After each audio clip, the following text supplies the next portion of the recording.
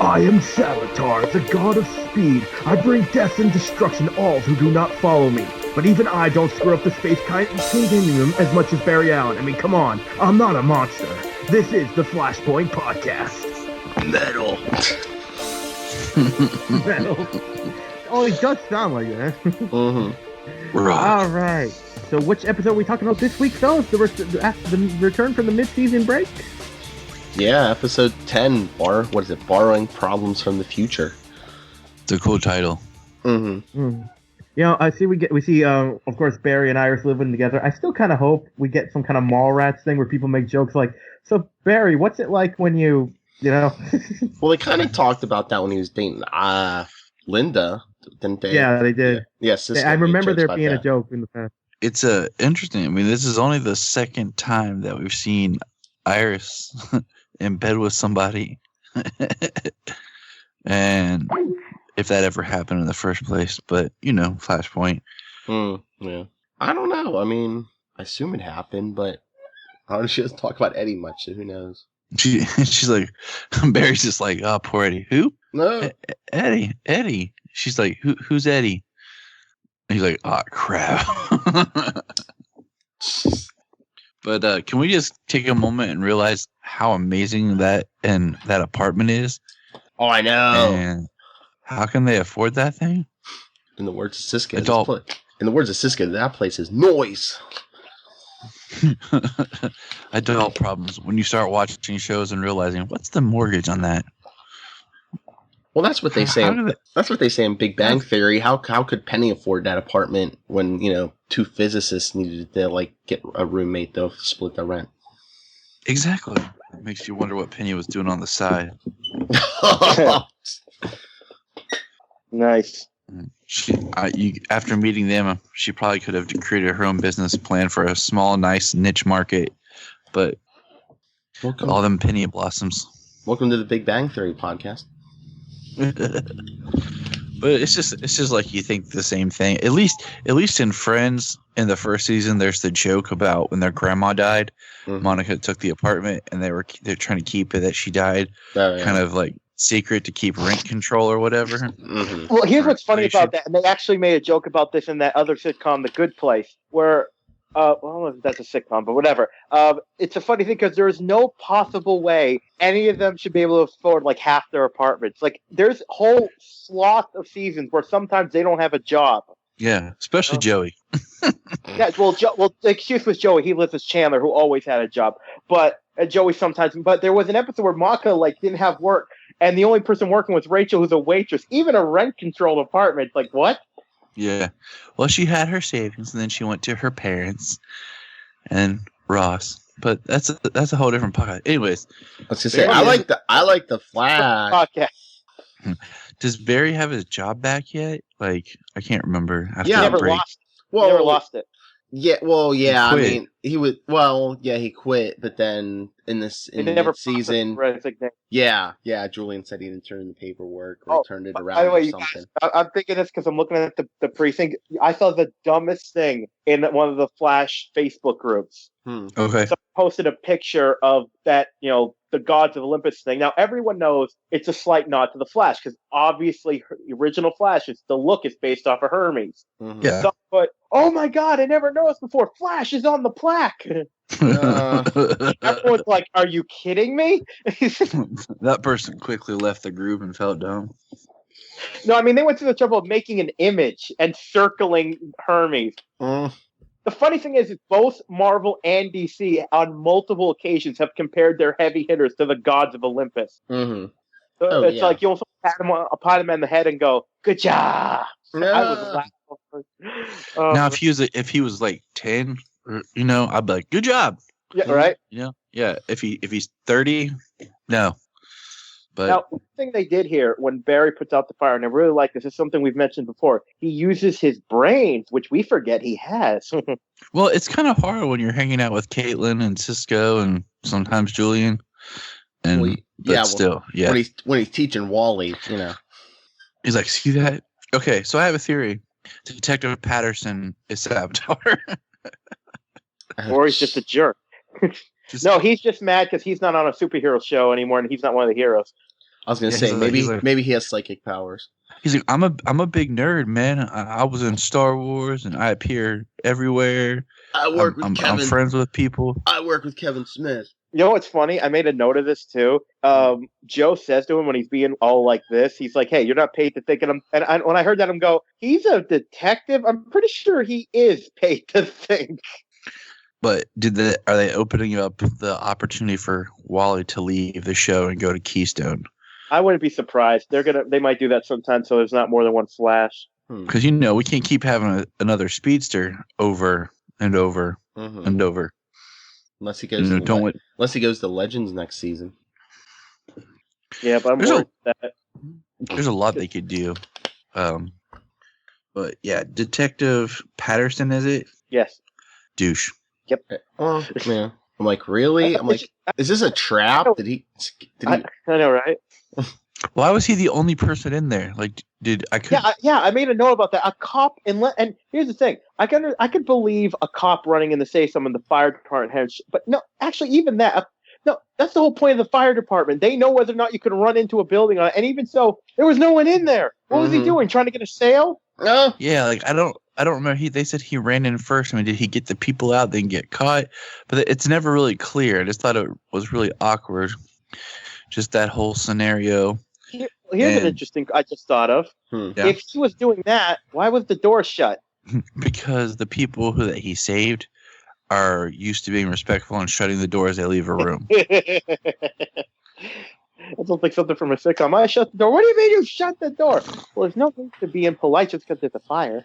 I just want to say I really do wish they would have done more of the silver and red motif with Wally. Because the yellow, I get it. It's the original Kid Flash and all. But when I see yellow, I think Reverse Flash.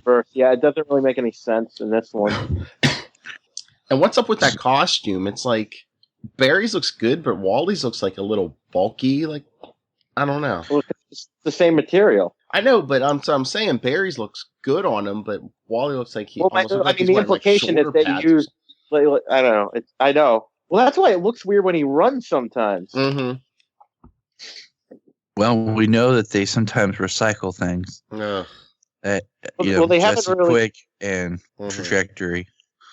Just slap a symbol on there. But even those look decent on them. I'm just saying, Wally's, I don't know, for some reason. Zach, you're the one who's always studying clothes and outfits. What's your thought? Oh, they're male. No. I agree. I remember one time when we saw him running, just something. I agree. There's something off, which is kind of funny because that's another thing I saw on a Flash Facebook where people were saying everyone's costume was cool but Barry's. Someone made a meme, kind of like a meme that said that.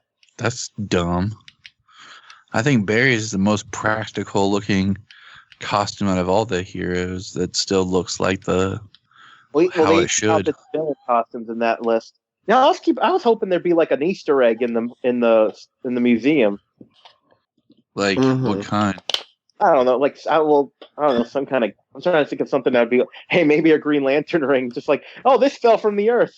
Okay, I have a whole thing about Green Lantern that Phil. I'm just gonna throw this out there to you real quick. I think Arrow season 6 should be Hal Jordan. They teased him in season 3, and I'm just saying if they're gonna survive this show, they need something big. So just throwing that out there. They're not going to do it. You know why? Because they're doing that Green Lantern Corps movie. They're not going to put them on TV now. Hey, we already got Superman and Flash on TV too. All they have to do, and it makes even more sense. Actually, you know what? They can use. Well, no, wait. That was wait. No, okay. Yeah, it was their Earth. They could use the alien invasion. Maybe like saying the Guardians realized that Earth needed a lantern or something. I mean, it'd be or something. Or no, what's his name? N. Sabbath. Is that the guy? The guy who gave Jordan his ring? Abin Sur, yeah. Oh my God, I was mixing his name. Wow, I never noticed before. His name's a lot like Apocalypse, his real name. But anyways, they could use that as a way to tie in. But who knows? Now they did do one thing I liked. But I liked how because I was so worried when Barry was having nightmares. I'm like, oh God, they're gonna stretch this out. But no, he's like halfway through the episode. He's like, hey Iris, guess what? Oh yes, that was good. Like it wasn't Iris. I can't tell you, Iris. No, I'm gonna keep this from you. How do I tell it? No, he was just like, listen, here's what's up. And I do like how it was like everyone was like, "Yo, Barry, what's up with the douchiness?" Oh my gosh! I even wrote like, "Why is Barry being a dick in this episode?" Like for no reason. And then like, okay, he kind of explains it, and I get it, but still, come on, man. Like, but I know, it's like everything you do, you're like a douche, and then like you apologize for it, and everybody loves you again. But yeah, that's not. You got a lot in the show, and I'm glad. Well, they're doing it less and less, thank God. But yeah, I agree with Zach. I'm glad they didn't like stretch that out, because it's like, okay, Barry, you really want to save her? You're gonna need the team's help, because you need the team's help with everything else. And I gotta say, there's one thing. Everyone knows I'm not a fan of the Caitlin Power storyline because of how they're handling it. Thank you. Okay, I can buy that when if her powers came on her all of a sudden, it might, because she's so guarded, it makes her release emotions she wasn't dealing with, and she overreacts like she did in the episode. I can buy that. Yeah. But there is her powers do not make her evil. I hate how they're like, oh, it makes her so cold. No. Killer Frost is a villain in the comics because she's a psychopath. You know who put it best? Grodd. There was an episode of Justice League where I believe, it was Grodd's first time making a superhero team. He did it twice. The first time, he's talking to the Shade, and he's like, Parasite here because he hates Superman. Sinestro hates Green Lantern. He's naming all the guys. And he goes, and Killer Frost? Well, she just likes killing people. That's the point of Killer Frost in the comics. She's just a psycho. And I'm being that simple. But if they're going to they want to cure Caitlin, fine. Making this Earth's Caitlin not a superpower, fine. But don't be like, oh, the powers make her evil. And the way she runs to charge her cuffs, it's like, are you kidding? She's not even practicing. The thing is, they didn't do enough to make it like a psychological thing. Like, had maybe Killer Frost on Earth 2 and her when they met talked, and it was kind of like once she got her powers, she slowly was corrupted by them because she could get what she wants. And she, they just kind of really showed the difference between the two. And Caitlin, comes to the realization that maybe the powers can corrupt or something, but it still doesn't work because, Cisco has powers, Barry has powers, Wally has powers, Jesse Quick, they're not corrupted by them. Like she can fear her powers and what they might do, but just because her powers start, she's not a whole nother person. They can make it so she just doesn't want to be a meta, so she gets cured. That's fine. But like Tyler's saying, it doesn't make any. And I've said this a million. It always bugs me in shows when you have a character become a villain, and the explanation to why they become a villain is stupid. I hate that. Well, here's another thing. If Barry loses his powers again or something like that, he's not going to start changing into Bartholomew, geeky, bow tie wearing Barry from Earth 2. If Iris gets fired from the newspaper, she's not going to all of a sudden start becoming Detective West. Joe's not going to become the lounge singer just because, he might take some time off work or something. You know what they need to do? They need to have Cisco give her an alternate name. Yeah, I mean, the only thing is if they did something where they were a sleight of hand or something where the real Caitlin isn't there anymore, and Earth 2's Caitlin took her place somehow. I mean, that's extreme. But yeah, Zoom killed her. Yeah. Or so that would be a real trick. Yeah. Well, time remnants, whatever. It's Zoom. Flashpoint, alternate Earth. But the other thing is they could have done something that could have been a little bit more unique where, I don't know, Zoom with Vibe or somebody could have done something where it actually merged the two Caitlins together. That would work. So when she does become Killer Frost, she actually does become another person. See, that would make sense. Like something with like when they were trying to do the machine for the vibrating of the Earth so that stopping Zoom from destroying whatever. Something happened with the vibrations, all that. It synced up the two Caitlins, and they merged to one person. Actually, there's obviously it's already written. There's a way they could still do that, like reveal that the reason she has her powers is like some kind of remnant of Killer Frost is in her, or somehow. I mean, it's a science fiction comic book show. They can make up anything to make that work. Yep, but yeah, that is something that still lingers that upsets me. It's right here in my notes, like in big bold writing, like. Just Julian. Oh God. Julian being a dick to Caitlin, when she asked for help, and I'm glad he apologizes. But it still was kind of like, dude. I'm like, he admits he's a jerk. If you notice. And I mean, I like his character. Like, I like his character. His character is getting a lot better. And he admits when he's wrong and he's trying to do better. You know what I mean? But Caitlin makes a good point about Julian, that, like, if that happened to any of us, we might be a jerk, Yeah, exactly. Imagine that happening to you and you have no support system. It's a valid point. And that is one thing that's making superhero stories a lot better nowadays, exploring the psychological aspect of being in that world. Mm-hmm. One thing I like also, because it connects both Caitlin and Julian, I like that they always like, oh, me and Cisco were talking. I'm just looking at it going, when? Dude, text message. It's very clear that you just said, I'm coming into the team now. Yeah, but I mean, they made references before, like they kind of had some sort of professionalism. Although maybe he messaged Cisco and was like, "Hey, bro, I want to help Caitlin." Yeah. Do you want to make a snowflake? They had lunch at the museum. Yeah. Now, speaking of science. Yeah. Do we thing about I like when Caitlin invites Julian to join the team and doesn't tell anyone else until Julian gets there. It's just like, hey, by the way, guys. Mm-hmm. And it's like, we're going to discuss it. That means Caitlin had to walk back to Julian and say, I seem to have jumped the gun a little bit. Why don't you go wait over there? Mm-hmm. Yeah. Where was that awkward scene? I know, right? Now, speaking of museum, do we think it's going to become the Flash Museum? You know what? Maybe. I've kind of gone back and forth because they dropped hints, and I'm drawing a blank right now, but the curator that we saw of the museum in the Captain Cold episode was the same as the curator who eventually becomes curator of the Flash Museum, which he can change jobs, don't get me wrong. It's possible. It would make sense. I kind of like the idea of Star Labs as a museum. It makes people interested. It could develop slowly into the Flash Museum. That makes sense. But here's my thing. Where is HR getting his money? He shrugs off when Cisco makes a comment about who's paying for this. He hires Olga for some reason. But yet he talks about Caitlin taking tickets and Cisco being a tour guide and making coffee. I'm like, is it really just them working there?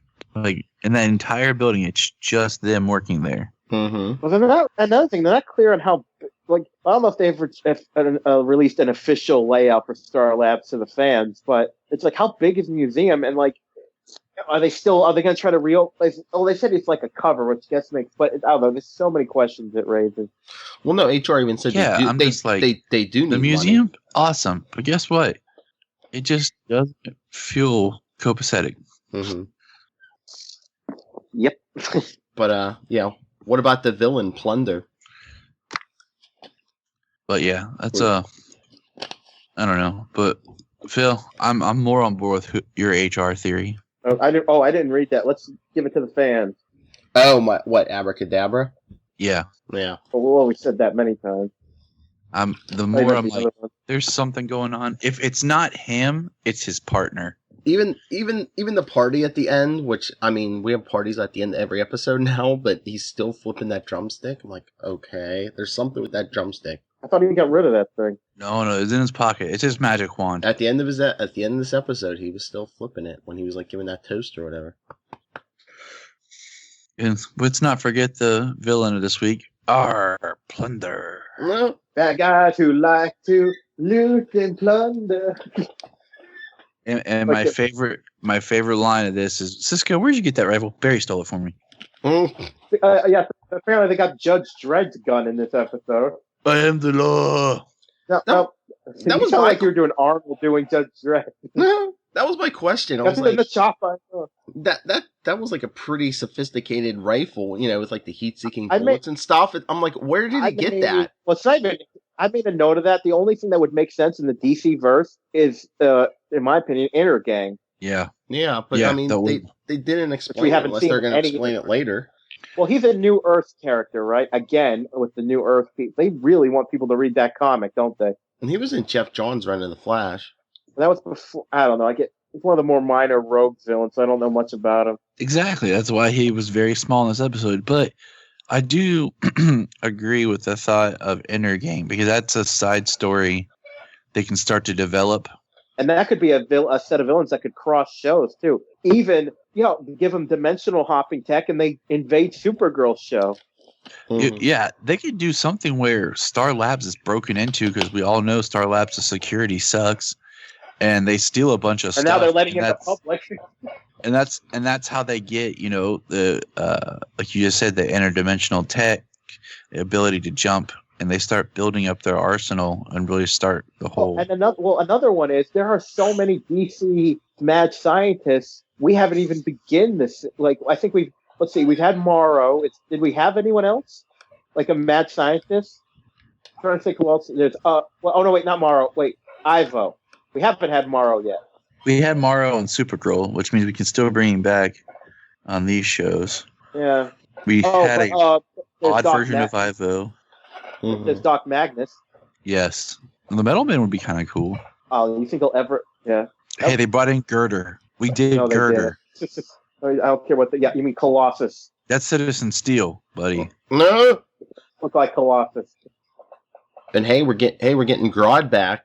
I know they were talking about it before, but when he went to the future, he saw a gorilla attack on the city. No, that was cool to drop all these hints of upcoming things. Mm-hmm. The gorilla attack, the Music Meister. Mm-hmm. I see people like saying, "Oh my gosh, I can't believe they're doing a musical episode." Are they doing that? Yeah. They're doing a mini crossover with Supergirl. Yeah.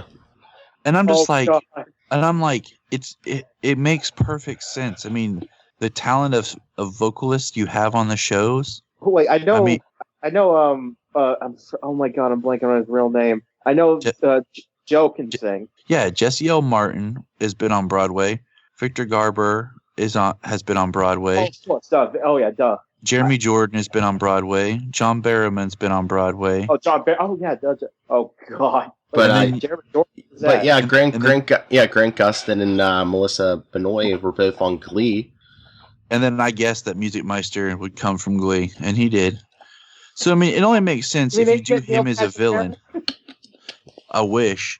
But if you do him as a villain, it makes sense because he makes people have to sing. And I mean, it's just a fun episode. If you play it for the fact that they realize, like, this is out of the norm. Mm-hmm. Like, why are we singing? You guys see the Batman Brave and the Bold music? That was pretty good. Because the villains are so mad that they have to... I've seen that episode many times no sense a day. Have Black Canary like Batman. I was a little confused by that. Everybody likes Batman. It's Batman Brave. I like that. She did in Frank Miller's run of All-Star Batman and Robin. She had a thing for Batman. There's a point I want to make, a couple points I want to make about what. Okay, first, apparently Cisco can just do whatever he wants when he vibes. But also, first off, I like how they're like, HR's on the roof. He's not doing anything, but he's on the roof. Well, the thing is, they point out HR's on the roof, but why is he on the roof? Because, like, the ending hints he's a fugitive. Are we seeing a glimpse of a plan they put in place for Savitar? Because the timeline is changing, so we don't see everything yet because only one event's been altered. Thus, one thing in the future has changed. Or is it, he's there not for Team Flash? Last episode we got the whole prophecy with one of you will betray, one of you blah blah blah. And are we even sure it's HR? And speaking of good old HR here, it was actually really neat, his whole time explanation with the dominoes. I thought it was when Barry went to ask for help. Like, hey, tell me about your sci-fi stories. I'm like, yeah, that's relevant. Well, it is. I mean, I can kind of get because, he was writing, but he was pulling information and facts from his partner. He was kind of like his scientific resource. Mm-hmm. But I mean, Zach brings up a point. It's like, why go to this wells when you can run the Earth too and get the other wells? Yeah. Oh yeah. I would like to see Harry back. He's asking for a fictional, like, wait, what? I'm like, it could end anyway. He's like, well, what do you think? It's like, it ends any way he wants. It's a fictional book he wrote. Mm-hmm. Now, but there's one more thing about the future thing that I want to make a note of. They're like, if we can change these events, we can change the future. I'm like, yes, but where does it say that doing that will make it better? it could make it even worse. We don't know. Did we not learn our lesson that messing with the timeline? How about when Barry's like, why can't I be selfish? And I just want to see someone just pop their head in. Flashpoint, you keep forgetting about this, Barry, because it's like... not to quick reference another show, but like there was, and I won't give it away, but there was a line in Arrow where Wild Dog says, "Man, this whole time change thing, you guys act like it's happened before." And Oliver just looks at him like, and he's like, "It has happened before." Coming back from the dead, yeah. And just the concept of you have time travel, what that can do, and just the implications of that for different people. And I mean, just because Barry, changes the future doesn't mean that Iris isn't going to be in that same situation. Because he said that our futures have changed. Well, Flashpoint changed futures. It changed everything. So of course, your futures have changed. Mm-hmm. Now, one thing I forget if we talked about before, but when Savitar kills Iris, he says, "I'm finally free of you." I wonder what that means. He said what? He said, "I'm finally free of you, Flash," and then he kills Iris. I don't know if that's just now I'm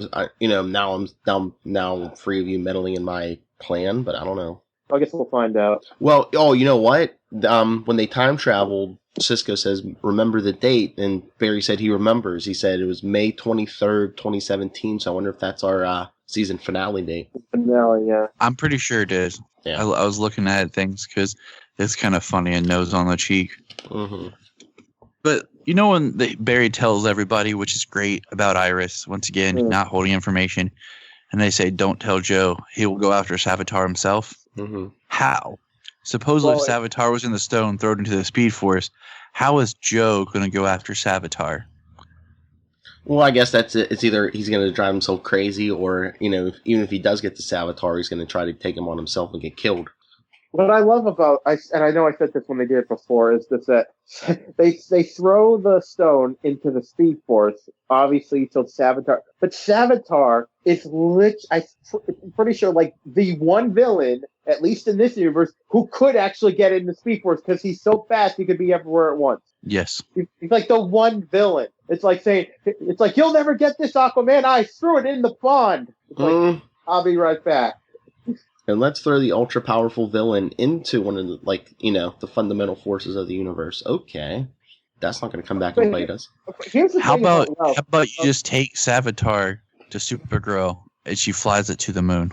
There you go. Boom. Drops it on the moon or throws it into the sun. You know what? Marvel Comics made fun of that really good with the Sentry. They said to the Sentry, because obviously Sentry was a Superman parody, and they said to the Sentry, "Why'd you just throw it to the sun?" And he's like, "I don't throw everything into the sun."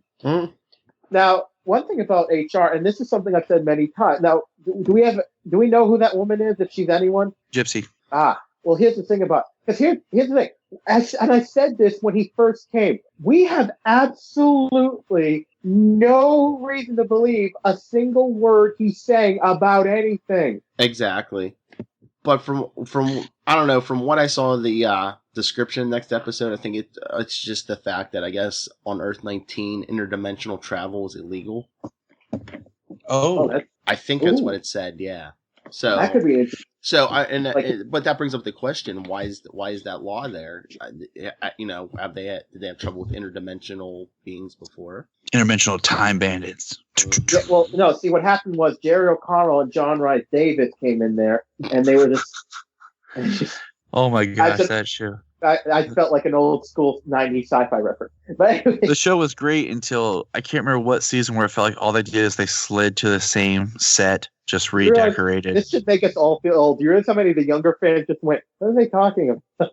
Are they talking about the Lord of the Rings? Of course. But because again, it's something we have no. He's even an admitted liar. I mean, it's like this is something I've had a problem with. It's like we're just gonna send a message and tell it. And by the way, this is the Flash. That's like Superman calling for help and going, "Oh, by the way, I'm extremely weak to kryptonite and a red sun. Be sure to have those on hand just in case." You mean like in Superman the movie where, "Oh, I can't see through lead, Lois. Go ahead and put that in your article." Oh, well, we're not talking about what's not Yeah, that's a whole other ballgame. I told you, Nia, we were watching Flash. Like, I wish I was from an alternate Earth because you could pretty much do anything just for laughs. That's awkward, and say, "Oh, we do that on my Earth." Like when he gives them a turtle as a housewarming gift, you could literally do anything and act sincere and be like, "Oh, on my Earth, it's customary to give a dead mouse for a person for protection." Oh protection." my God! You know what that reminds me of? You guys remember? Did you guys watch all that?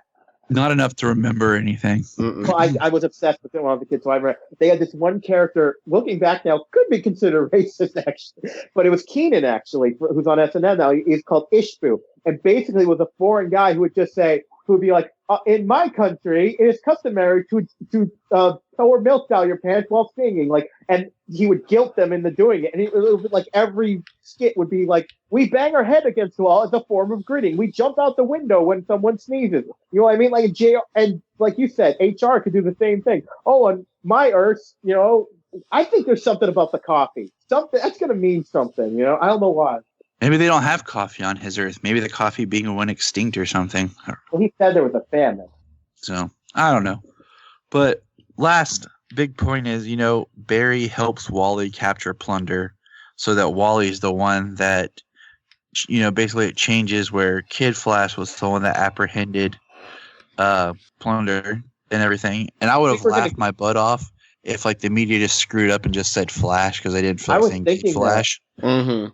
Oh, God, wait. Can I just, small little thing I want to mention? How about when he beats him and the crowd's cheering? Could those extras have been any more uninterested? Mm-hmm. Like, it was like so obviously not really. It was like if by the look of them, they were going, "It's Flash, yeah." And I'm like, why didn't they mention Barry? Because he was standing right there. I'm surprised. I know. I thought they were gonna say, you know, they could have said Flash and Kid Flash, and you know that might have changed the timeline a little bit. But I'm like, wait, they're just ignoring the Flash. Or Barry could have just ran off like to the rooftop or something and was watching from the rooftop. So as everybody's cheering, all they see was Kid Flash. Exactly. And, you know, Barry just observes knowing like how right it's changed and no one would say Flash. But no, like he's just standing there awkwardly with Kid Flash. I think they're gonna have it like almost every week, or we're still gonna vibe. They're gonna check the timeline. I don't know. No, I don't think every week, but I think it'll definitely come back. I just gotta say, every time anyone says Plunder, I think of Captain Planet. I don't know. It was just it was just weird because he did look like a pirate because he in the comics he actually had like armor and stuff. But yeah, so I was expecting when the museum first starts to fail. I want Cisco to go. You said give us a chance to prove. We gave you a chance. Go home. Go home. Go home. Go home. I don't have to take this. I'm going home. All right, Fez. Well, I agreed with Cisco when he got mad at HR like towards the beginning. He's like, you don't contribute anything. I'm like, thank you. Yes. And yeah, it's kind of it's kind of mean, but at the same time, like it's just like, look, HR, like you know too much. Like we can't let you leave. You know, go to another Earth and try over again or something. Like you're not here for the purpose that you're supposed to be. And I don't know, like it's just kind of creepy. It makes no sense. Like I said before, I can understand them bringing another character if Tom Cavanaugh was leaving, but it's still Tom Cavanaugh. Well, it's going to play out to something. And I just want to throw out that I think Tom Cavanaugh has the best job on the series because every like season they're like, all right, Tom, you ready to be a different version? All right. Well, what craziness do I get into this season? You're gonna be a hipster version of Ralph this year. I wish Harry and Jesse would come back so we could see something. And Harry, like, I don't know, he comes back and like, wait a minute, you're keeping this idiot around? And then he sees, because Harry when Harry would come, he would see his face as his partner's. And what if on Earth 2 that person is somebody? Because they've never found an Earth 1 counterpart of his partner. So what if on Earth 2 he's like a villain or something? So where Harry... Go ahead. I was just going to say, because you talk about Wells, when Cisco does that whole holographic thing, he's like, Harrison Wells. I'm like, should we really be bringing him up it's kind of a bittersweet thing because they all know that the real Harrison Wells who wanted to do Star Labs and then was murdered by Eobard. I really would like to have that fixed someday. I really would like Barry when, the timeline was Flashpoint and everything. We could have met the real Harrison Wells. Yeah. Or when Barry went back in time at some point, he could have saved Harrison Wells from being, murdered. Well, shouldn't he have? He did stop the reverse, so that should have stopped because he didn't kill Harrison Wells until after he killed Nora. Exactly. So, yeah, my brain hurt trying to figure it out. But yeah, we should have gotten the real Harrison Wells finally. Maybe next season or something. I keep thinking they're going to do it eventually. Mm-hmm. Because then we would get friendly, fun, nice, smart. Yeah. Actually, you know what would be interesting? When they brought the storyline had its problems, but they used it. The brightest day they used it to bring back Swamp Thing. But what's interesting about it is the way it was in the comics was technically Alec Holland and Swamp Thing are two different people. So Alec Holland, when he came back, he didn't have any memory of any of the Justice League because he was never a superhero. He died when Swamp Thing was born, and that could be an interesting aspect to do here. Like because Wells being a good guy, but he's got no emotion, maybe even has resentment toward them. Yeah, that's it's an interesting thought. Something, I mean, like you said, it's a sci-fi show. We can do a lot with it. So let's do something. So, okay, is there anything else we want to touch upon? No, I think that's it. No? All right, then, dear listeners, share your thoughts with us. Which Wells is your favorite? Email us, flasharrowpodcast@gmail.com.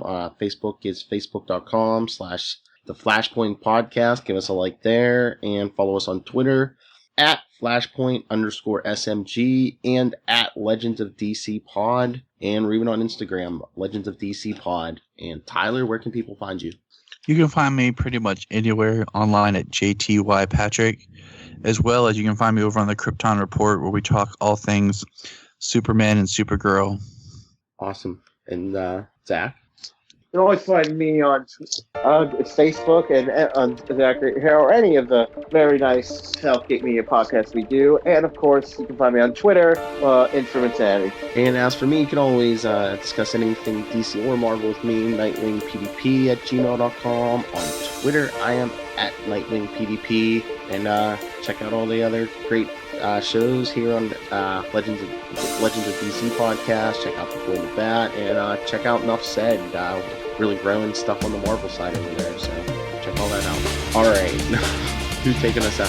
Zach, because you came up with the intro. Yeah. Okay, I guess this. And now it's time for me, the God of Speed, Saboteur, to depart. I'm leaving you in the very capable hands of Barry Allen. He'll probably screw things up worse than I ever could. Sounds like Saboteur has a hernia. Saboteur doesn't like your criticism, Phil. All right, we'll be back next week. We'll be back in a flash.